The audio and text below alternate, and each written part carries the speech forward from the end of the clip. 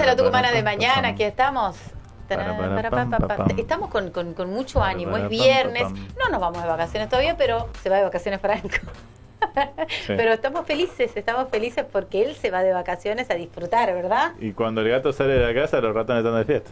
No, estamos felices porque él estaba súper... Él los contagia, irradia. Ponchámelo, Carleto. Se fugó directamente. Ponchámelo. ¿No está?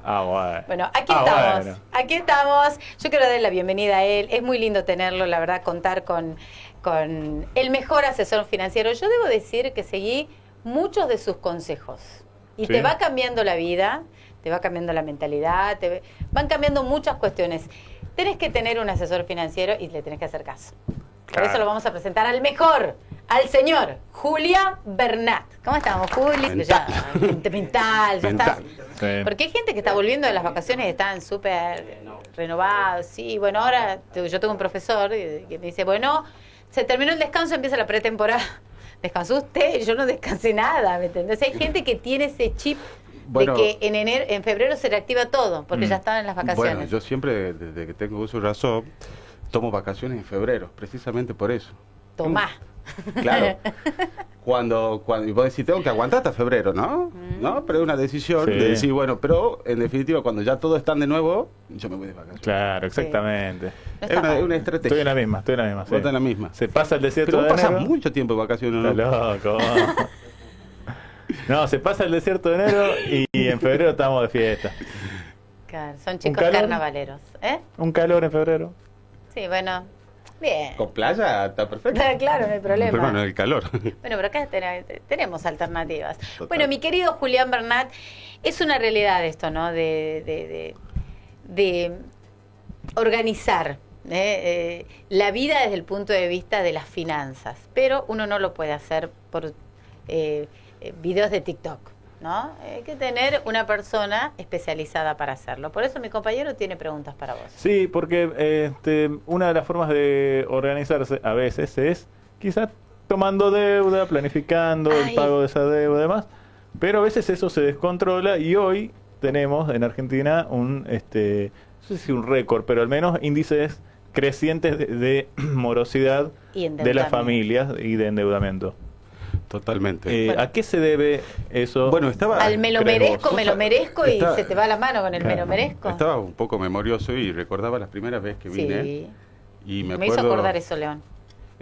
Cuando conocí todo este bello grupo de personas, Anita, a Luquita que estaba ahí abajo, a Joaquín, no tanto a León. Que lo conociste después. Mirá, nada. Y hablábamos en ese entonces y hacíamos foco en esto de la inclusión y la educación financiera y el impacto que tiene. Porque decíamos en ese entonces, y me parece que siempre vale la pena remarcar esto, el crédito es el gran igualador de oportunidades. Cuando vos tenés la posibilidad de tener el capital, ya sea para comprarte ese bien durable, llámese el auto, la casa, para que tengas el capital para invertir en negocios, hasta incluso se usa para fondear la educación, ¿no? Esto en todas partes del mundo, incluso acá también para posgrados, etcétera. Sí. La importancia del crédito como igualador de oportunidades. Pero perdón, Julia, hay mucha gente que le tiene miedo a esto, tiene miedo a decir, ay, no le quiero deber al banco. ¿Pero por qué? Sí. Claro, y ahí es donde me parece que hay que distinguir, y dado que el público se renueva, ¿qué es la inclusión financiera? La inclusión financiera es el grado de acceso que tienen las personas, empresas y pymes a acceder a productos como tales, como cuentas, seguros, préstamos, etcétera. Pero lo importante de ahí, lo que dice la norma, es que todo eso debe hacerse en un proceso responsable y sustentable. Básicamente, que no vivas para pagar intereses. Ya. ¿Se entiende? Sí. Que tiene que ser responsable eso.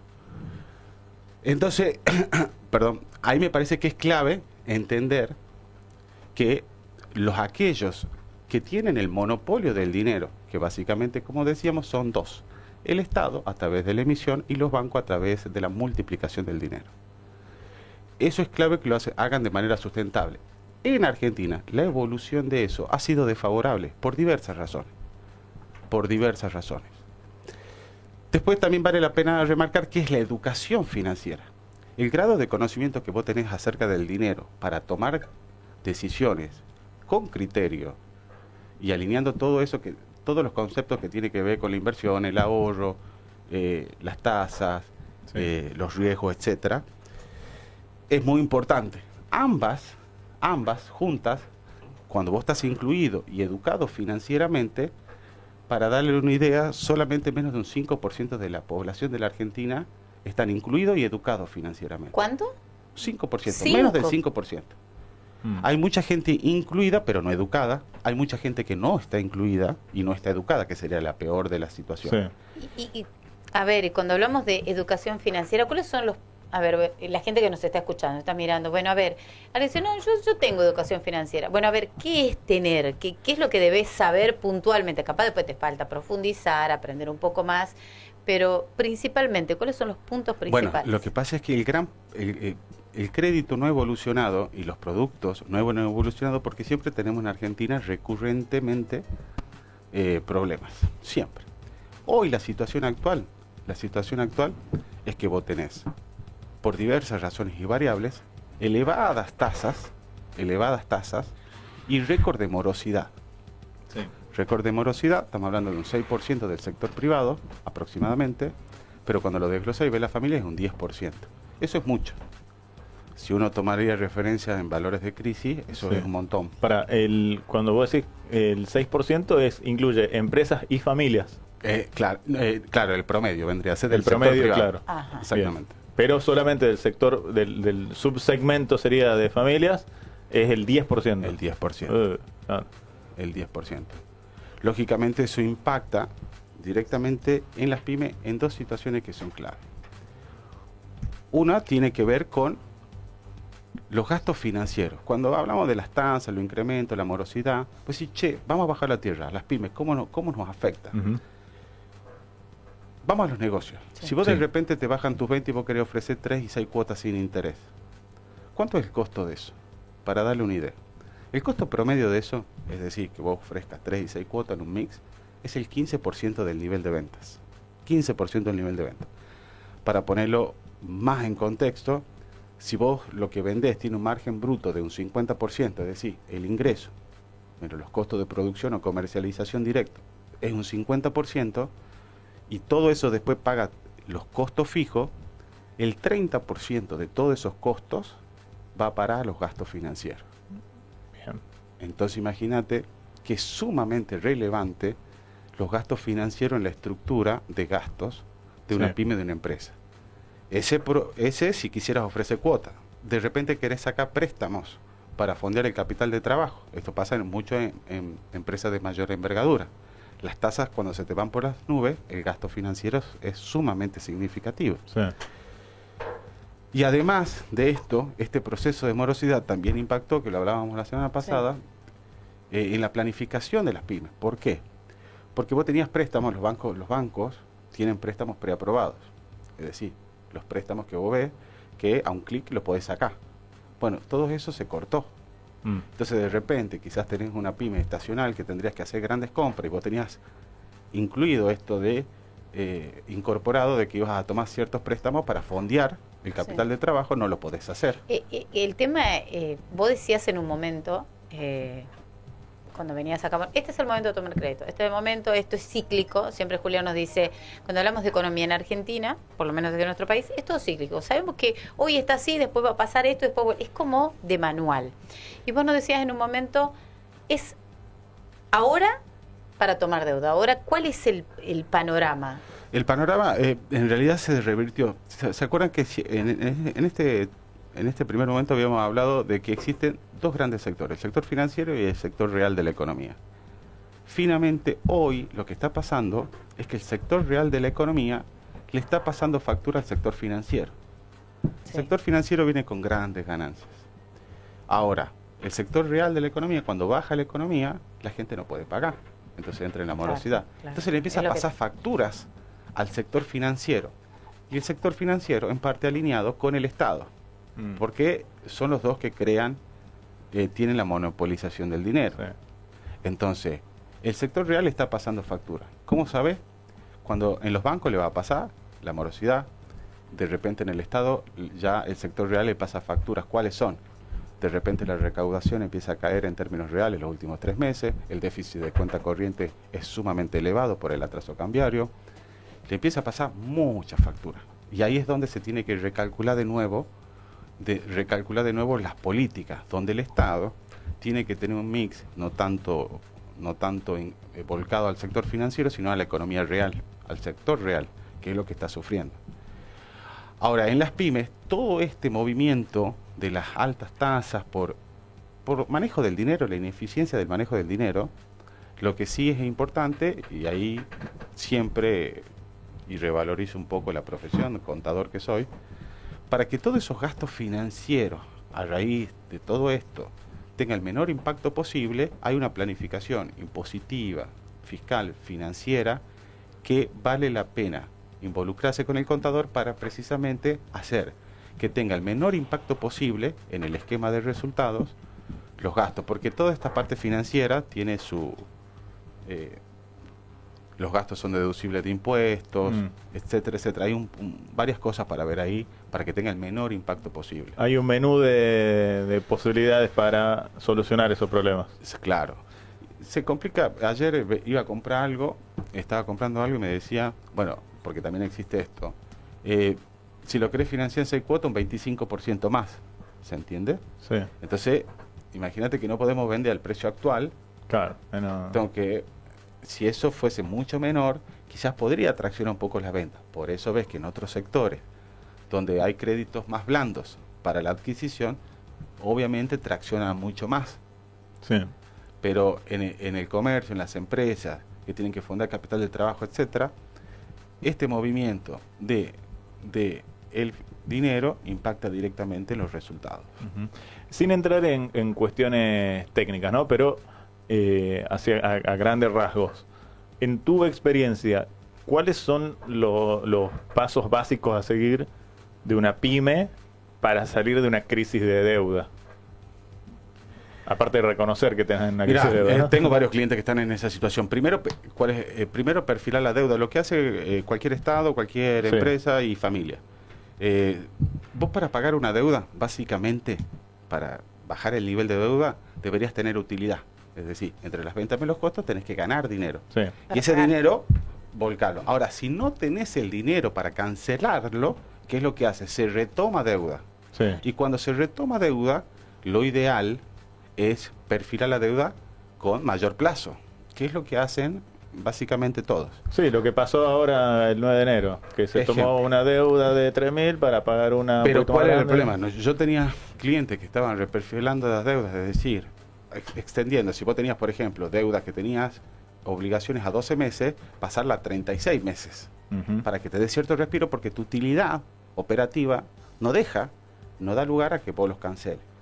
El problema es que cuando ahora vamos a tomar, cada vez está más restringido el crédito, porque los bancos, a la elevada morosidad, cortaron las líneas de crédito, y no cortaron la línea de crédito el que está mal, cortaron a todos, independientemente si estés pagando o no estás pagando.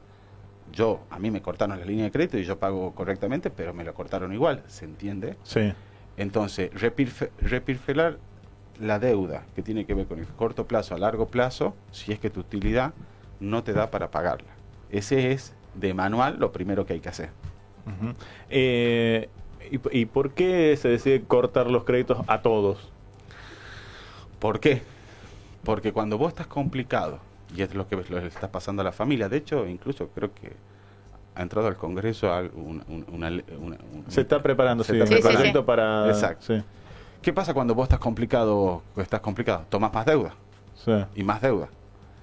Ahora, está clarísimo que la economía está complicada, entonces vos cortás las líneas porque lo que están haciendo es tomando deuda, no para la operatoria, sino para fondear pérdidas. Y eso es una burbuja que termina estallando. Entonces, ¿por qué le voy a seguir dando préstamos? Y también es cierto que cuando estás complicado, por más que vos pongas, porque vos me dirías, bueno, que suban las tasas y la gente desanima a tomar el crédito. Pero cuando vos estás complicado, igualmente lo tomás el crédito, por más que la tasa esté elevada. Entonces, lo que tienen que hacer son dos cosas los bancos y el sistema financiero. Es bajar las líneas de crédito y subir las tasas. Las dos cosas al mismo tiempo. Y eso es lo que está pasando. Bien. Y eso en realidad, que en teoría, como inclusión financiera, el sistema financiero debería ayudar al sector productivo a desarrollarse, termina cada vez achicando más agudizando más el problema. Claro, porque también es cierto que el banco, más allá de que ayuda a expandir el comercio o lo que sea, también busca su propia ganancia. Y ahí se cumple un poco esa frase de que si uno le debe 10 millones al banco, tiene el problema uno, pero si le debe 100 millones, el problema ya es del banco. Exacto, total, así es. Total. Bueno, pero con respecto a las tasas de interés, ¿cómo es el panorama? Para tomar crédito. En realidad, los bancos no actúan en esa monopolización del dinero, no actúan solos. Tiene que ver también con el Estado, y verán que coloca deuda y cada vez convalida mayores tasas para que los pesos en circulación baje. Entonces, ese proceso que tiene como finalidad una mayor baja de los niveles de inflación, va a hacer siempre presión para que las tasas estén en alza, y además que la economía real profundizándose, la morosidad no va a tender a bajar, sino que va a tender a subir. ¿Se entiende? Claro. Y ya está en niveles complicados. Así que hay una... Ahora, ¿cómo se combate esta inclusión financiera de manera irresponsable? Que no solamente es de la Argentina. Imagínate que han quebrado bancos de todo el mundo, digamos. Sí, claro. El Lehman Brothers. Exacto. Esto pasa en todos lados, porque en todos lados funciona así. La monopolización del dinero lo tienen dos jugadores, el Estado y los bancos. Y eso claramente lo hacen ineficiente. Ahora, ¿cuál es la mejor forma de combatir una inclusión financiera que hacen de manera irresponsable? Con una buena educación financiera. ¿Qué quiere decir? Lo mencionábamos acá. Sí. Los créditos los tomábamos. Si vos tomás una postura y decís, esto va a tender a las tasas a crecer, los tomo antes. Por eso decíamos, el dinero no se pide cuando lo necesitas, porque cuando lo necesitas es esta situación. Suben las tasas, te bajan las líneas, y claro, no hay ni líneas ni tampoco condiciones buenas. Claro. Por eso se toma antes, cuando no lo necesitas al dinero. Claro, no ante la urgencia. Entonces, ¿cómo hacemos? Por eso digo que la educación financiera es el pilar para contrarrestar una inclusión financiera irresponsable que se produce acá y en cualquier parte del mundo. Sí, también el término inclusión es la idea de abrir el juego, pero también establecer límites, digamos, ¿no? O sea, la inclusión también es eso, es también trazar una línea y decir, bueno, no le puedo prestar plata a cualquier persona está en cualquier monto a cualquier persona. Exacto. ¿No? Lo que pasa es que lo hemos simplificado, que la inclusión financiera es tener una cuenta corriente abierta. Sí. Y eso no es inclusión financiera. Claro. La parte importante de la inclusión financiera es que aquellos que tienen la monopolización del dinero, la creación, la multiplicación, lo hagan de manera sustentable, responsable. Si yo sé que vos no tenés capacidad, para ese nivel de deuda, no te lo doy. Y bueno, pero si el Fondo Monetario le presta una suma ridícula a un país como Argentina que no estaba en condiciones de pagar, y bueno, ¿qué queda para los bancos? Por eso fue una discusión en muchísimos foros eso. Fue una discusión tremenda siempre, porque vos sabés que yo no te puedo pagar, porque si para pagarte yo hago proyecciones, pero proyecciones que son medio ridículas, por supuesto que claramente no están haciendo. Ahora, no podemos trabajar, no podemos hacer nada con la inclusión financiera respecto a si lo hacen de manera sostenible o no. Lo que sí podemos hacer es una buena educación financiera para que precisamente lo tomes con criterio a las decisiones. Bien. Mi querido Julián, gracias, siempre es un gusto tenerte. Bueno, aprendemos un montón, pero también nos decía Juliana en su momento, más allá del dinero, más allá del hecho de organizar bien, de aprender, saber optimizar, descartar y darle valor a lo, ¿cómo era? No tangible, intangible. A lo intangible. Descartar un poco a esta altura de la vida y darle lugar o importancia a lo que realmente vale la pena. Total. Por ejemplo, ¿no le preguntaste a León qué es lo más importante? ¿Qué es lo más importante, León? En esto. Va a decir la plata. No. La viva, la mosca. Vos sabés que... La verde. Vos sabés que no sería una complicación todo esto del dinero, las tasas, la morosidad, etcétera, si no tendría ningún impacto en tu salud. Claro. Física y mental. Sí. No es la importancia de la tasa, cómo pega, la morosidad, es la angustia que eso genera. Entonces yo digo, hay que educarse porque precisamente lo que uno no quiere, más allá de deber al banco o no pagar, hay mucha gente que no está pagando a raíz de... lo que importa es lo que impacta en vos. Y en general todos queremos pagar, queremos cumplir nuestras obligaciones, salvo algunos que lógicamente sí les gusta. Sí. No sé en qué situación estás vos, León. No, yo cumplo religiosamente con mis deudas. Sí. Entonces me parece sumamente importante. Por eso es que lo importante en sí no es todo eso, es lo que produce, que es el intangible, que tiene que ver con la salud mental, física. Eso es lo importante. Y con el tiempo. Y por eso es que vemos lo otro. Yo siempre dije, todo esto es aburrido. Todo esto de las tasas, la morosidad, cómo te impactan las pymes en los estados de resultados, todo eso es aburrido, estoy totalmente de acuerdo. Pero eso tiene un impacto sobre lo que sí vale la pena. Claro. Entonces, por eso vale la pena entender lo otro. Claro. Sí. Y yo creo que vamos a una epidemia de... Vos sabés que yo estudié mucho... De catástrofe mental. Porque... Claro. Más. Entrenen. Yo te diría, muchos negocios y pymes, y también me pasa también, digamos, cuando estoy complicado, la angustia que genera la situación. Siempre la angustia que genera. Entonces, por eso yo siempre digo, pero claro, veamos la parte, esto está muy de moda, pero veamos la parte que no nos gusta, porque tenemos que entender la importancia que tiene esta partecita que es el valor intangible. Entonces, yo pongo mucho foco en eso y por eso me dedico a hacer parte de finanzas, pero no para aprender finanzas, es para aprender y estar tranquilo. Mira esa cara que tiene, esa felicidad. Él nunca dice que está mal. Gracias, Juli. Buen fin de... Igual, te vemos la semana que viene. Obviamente. Dale. Obviamente. Seguimos en la Tucumana de esta manera. Un gusto, mi querido. Ya venimos. Estás en la Tucumana. Estás en la 95.9. Tu radio.